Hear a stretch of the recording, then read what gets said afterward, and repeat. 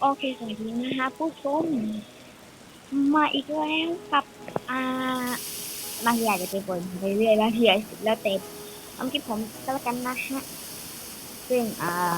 ดูเหตุการณ์เรื่องของเราสิไปแล้วโว้ยแม่สีที่หน้าพี่ไปนะ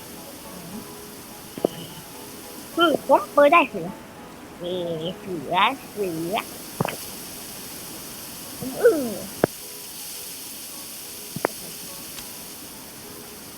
นี่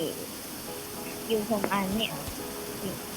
นี่ผมจะเอามาปั๊มเวลไปเล่นคือดูผมเอาไปเข้าตื่นเลยทิ้งกับอีกดูไปเนี่ยทำบิดพามหมานะโอเคตอนอีเวนต์สตาร์ชิวตรงนี้สายตีอย่างผมก็แบบเรียบร้อยเรียบร้อย